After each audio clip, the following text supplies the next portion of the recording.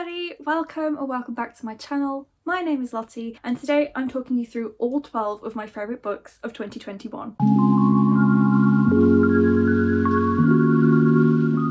So this isn't really a list of all of my favourite books of 2021. This is more of like, this is my favourite book of each month of 2021, which is where we have 12 books and why some of them are a favourite book of that month but probably wouldn't make it into a favourite books of the entire year list. I thought this would be an interesting way to do my favourite books of last year instead of just being like, I love all of these books, because I read a lot of complete series in 2021 and all of the books in those series would probably make this list. I have tried not to repeat authors in series, but there were some months where I didn't read anything that I particularly loved apart from this particular book, or this really was like my favourite book of that entire month. So you'll see as we go on. So without further ado, let's get on to my favourite book of January. So obviously I didn't really start my channel until April really of last year, so some of these books you'll be hearing me talk about for the very first time. But my favourite book of January was Starfish by Akemi Dawn Bowman. I borrowed this from my e-library. It was my first time trying an Akemi Dawn Bowman book and it has stuck with me throughout the year. I loved it so much. It was just so sweet. So it's obviously been quite a while since I read it, so I can't remember exactly what it's about, but it is a young adult contemporary about this girl who wants to go to art school, but she doesn't get into the art school that she really wanted to go to, and then like just something really dramatic happens. It's quite like a hard-hitting contemporary type thing, and she goes on a road trip with an old friend from her like youth or something. He comes back to their hometown. But I really enjoyed this. It was really the cover of the book that drew me in, but I really liked the topic of it as well, and it's made me really excited to try more Akemi Dawn Bowman books. Yeah, that's probably it. It was just a really nice read, and I kind of want to reread it because I can't remember exactly what it's about, but I did really enjoy it. So moving on to February. February was the month that I finally read what is now my all-time favourite series, and so my favourite book of that month is of course Dark Dawn by Jay Kristoff. Yes, I read the Nevernight trilogy back in February and I literally couldn't put it down. I binged the entire series and I just love it so much. So this series follows Mia, who is an orphan, and she ends up going to basically assassin school and she learns to be an assassin. It is an adult grimdark fantasy series and it's just so good. She has a shadow cat companion, Mr. Kindly. I feel like it's really difficult for me to talk about this series without giving away major spoilers, but in the first book she goes to assassin school and it's just so cool, so fun. She's very much like Arya Stark from the Song of Ice and Fire series, except a little bit more hardcore. This was the first standalone Jay Kristoff series that I've read and I absolutely loved it. I think he's firmly one of my favourite authors, and my favourite book in that series was of course Dark Dawn, which is the third and final book. So obviously it's really difficult to talk about this book without giving away major spoilers for the series, but I just loved the way that the series ended. I loved the things that happened during this book. It absolutely tore my heart out and then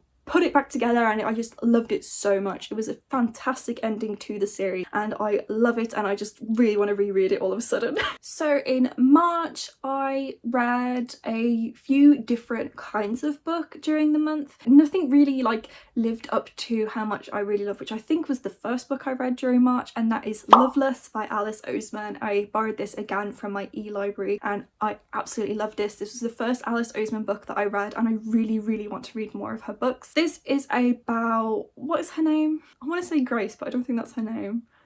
Georgia? I think her name was Georgia, and it's basically about her first year at university. She goes to Durham University and really close with her friends, but she's also trying to like branch out and make new friends. She ends up going to a different halls to her friends do from secondary school. And also in Loveless, Georgia is finding out more about her sexuality and finding about who she is. She likes reading fan fiction and she kind of she's never had a kiss or anything like that, and when she's faced with the opportunity to have her first kiss she really shies away from it, and she sort of finds out that she is asexual and aromantic, and it's the story about her first year at university while also learning about her sexuality and what asexuality is. I really loved this book. It made me pine so much for university and my first year of uni. I didn't didn't go to Durham, but the uni that I did go to was kind of similar with the way that the halls worked. What happens in Loveless is that Georgia she actually has a roommate, which is really, really uncommon in the UK. At my uni, some of the halls did have like twin rooms, so you had a roommate, and someone that I knew had a roommate during our first year. So it just really reminded me of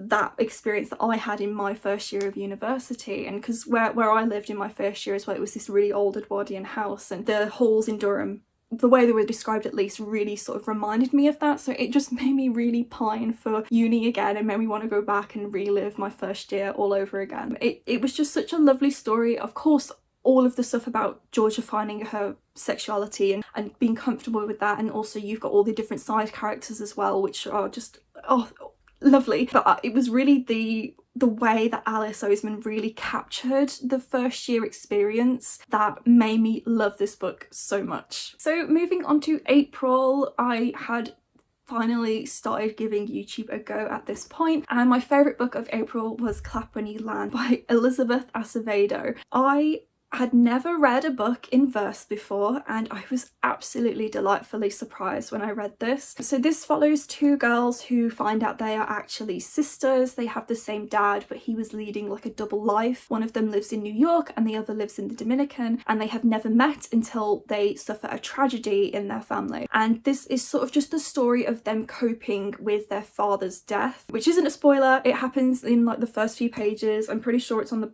blurb. Yeah, okay, it's implied on the blurb at the very least. But yes, it's about these two sisters and them becoming friends, and also sort of coping with the fact that they didn't know each other existed, and it's like that element of betrayal from your father, but also the fact that you, oh my god, you have a sister. And it was just such a lovely story, and I just was really delightfully surprised at how much I enjoyed the verse way of it being told, because I again, I've never read a book written in verse before, and I was a little bit apprehensive because I'm not a poetry person, but I really loved this. Moving on to May. May was a really difficult month for me because my cat passed away in May. I really struggled to love anything that I was reading, but quite ironically I was reading this book during her illness and eventual passing, and that is The Infinity Courts by Akemi Dawn Bowman. This is a story about the afterlife, and with what I was going through while I was reading this, I was a bit like, I don't want to read a story about death, but in a way it actually really helped me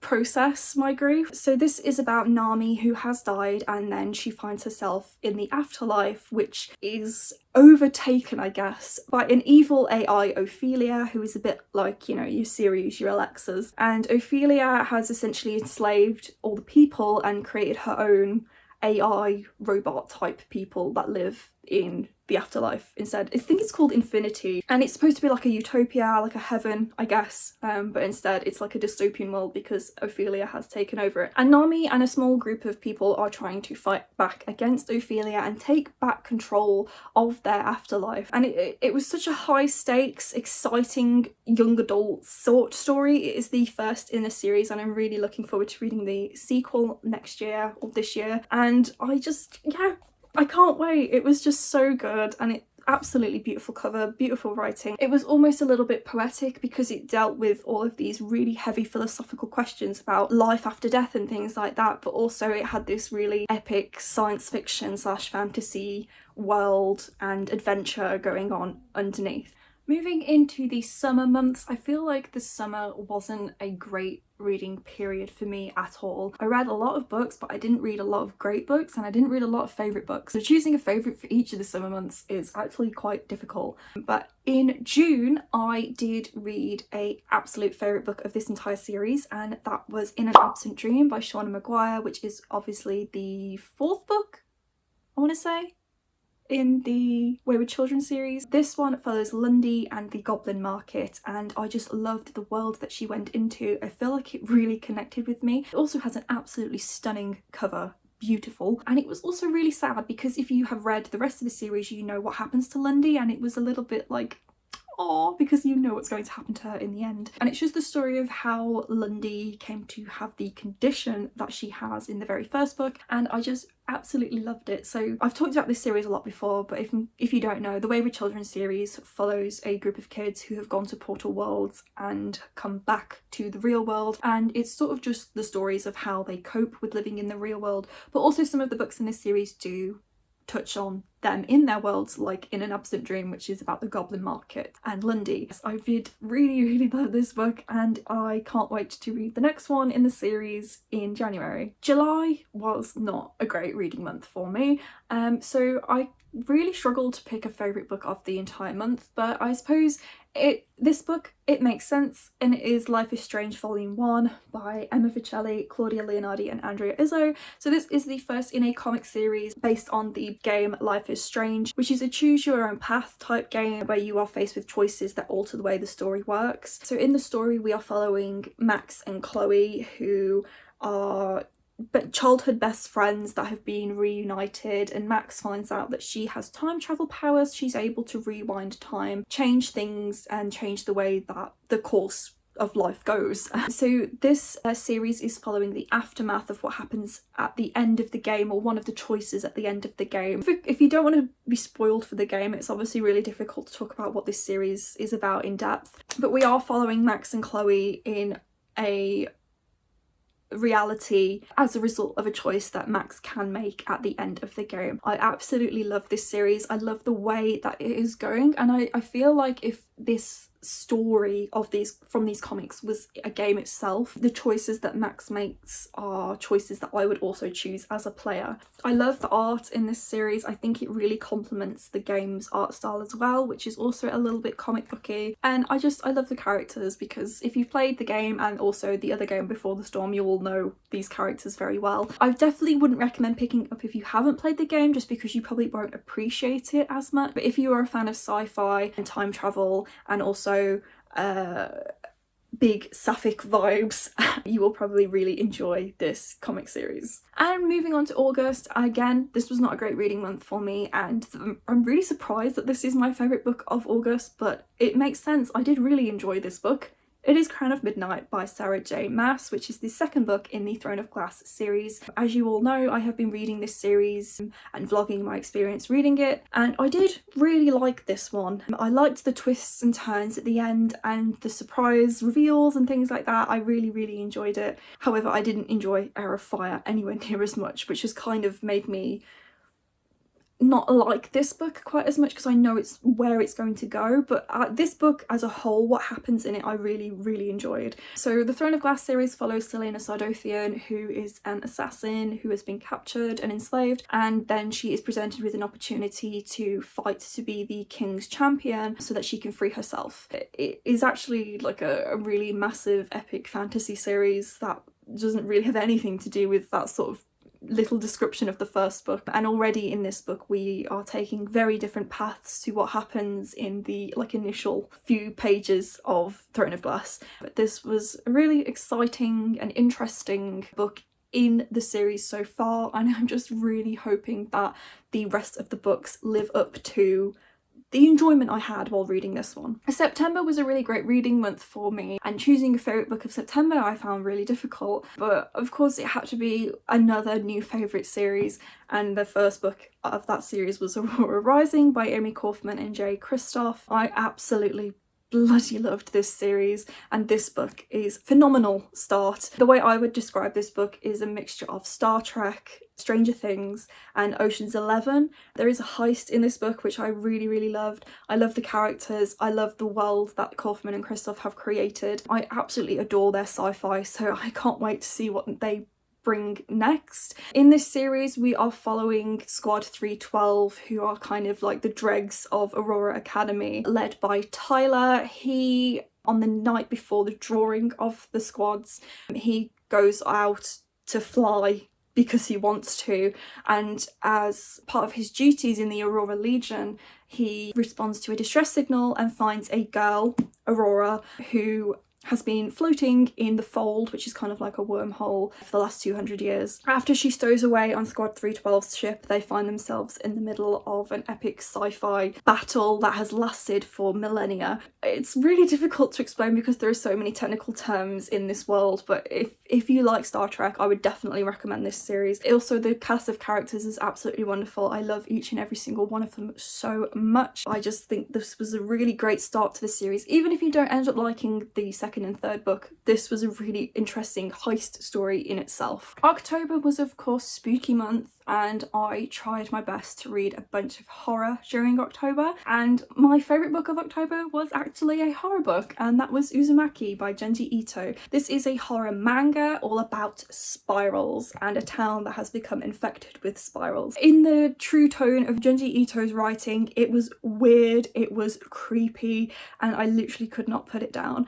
I absolutely loved this book. I read it in basically 2 sittings. Probably would have been 1 if I had the opportunity to do so. I just think that this man's brain is so creative. He can take such a simple concept and really go so wild with it. The idea of like a spiral infecting an entire town seems so random, but it was so well done. We start off with just one person being like obsessed with spirals to the point that he wants to become one, to where we have snail people, to where the entire town rebuilds itself into one huge spiral, and I really want to reread it so bad. It was so good, and it has kind of firmly planted Junji Ito as one of my favourite authors. Oh, it was just so good, and it was so creepy and gross, and just I loved it so much.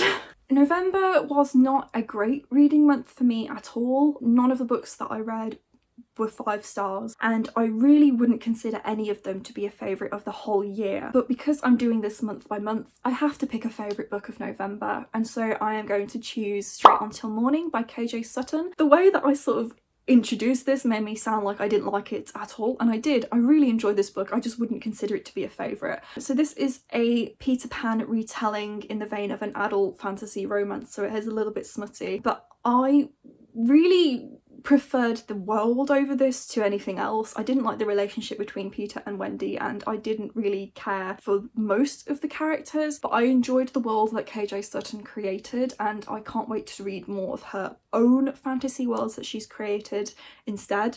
I don't really know the story of Peter Pan very well beyond the Disney film, so I kind of knew how things were going to go, but I appreciated what KJ Sutton did with something that already existed and turned it into her own. But yeah, what really put me off about this was Peter. I didn't like him. I thought he was arrogant and cocky in a bad way.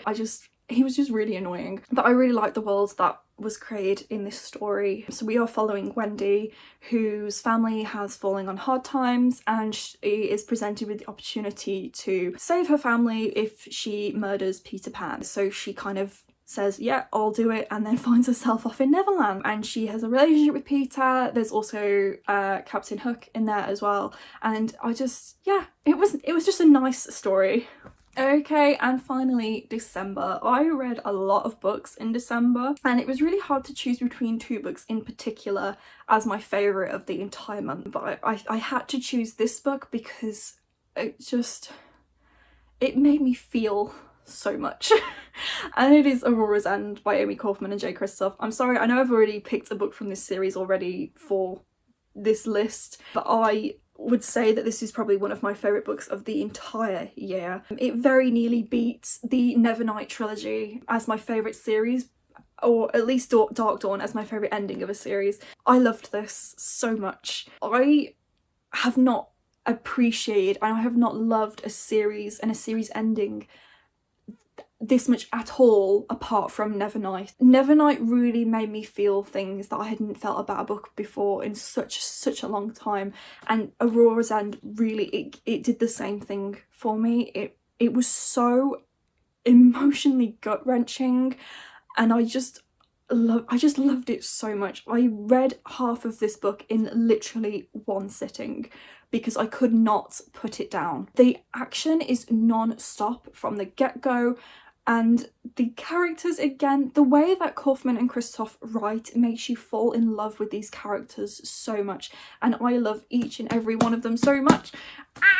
There are not words to describe how much I loved this book. Obviously I can't talk about what happens in it without spoiling the series, but it does have a very wonderful time travel related plot, and it felt a little bit Doctor Who in that sense. It was just the characters, I just love them so much. Especially Finn, he's an absolute sweetheart. Oh god, I love this book so much. I want to reread this series now, like that's how much I loved it. But this was such a fantastic end to the series, and I really can't wait to see what Kaufman and Christoph bring next. So as a little bit of an honourable mention, because I have talked about 2 books in the same series, and also I've talked about 3 J. Christoph books in this whole list and 2 Akemi Dawn Bowman books, I'm just going to mention another favourite book of December, and that is, spoiler alert, by Olivia Dade. This is adult contemporary romance, and I haven't read a contemporary romance in such a long time, and this was such a wonderful reintroduction to the genre for me. It was just so sweet, and it just made me feel all like giddy and gooey inside, and I really loved it so much. So these are all 12 of my favourite books of 2021, month by month. I feel like I had a really great reading month in 2021, and I have definitely had a lot of new favourite series, new favourite books and new favourite authors as a result of this year. So thank you all so much for watching. Let me know in the comments down below if you have read any of the books that I mentioned in this video and what your favourite book of the entire year was. I really don't think that I can choose a favourite, but it's definitely a toss-up between Dark Dawn and Aurora's End. If you enjoyed this video, please give it a big thumbs up and subscribe if you haven't already. I'm going to be trying to post a new video every single week in 2022, so fingers crossed. And yes, thank you again for watching. Bye!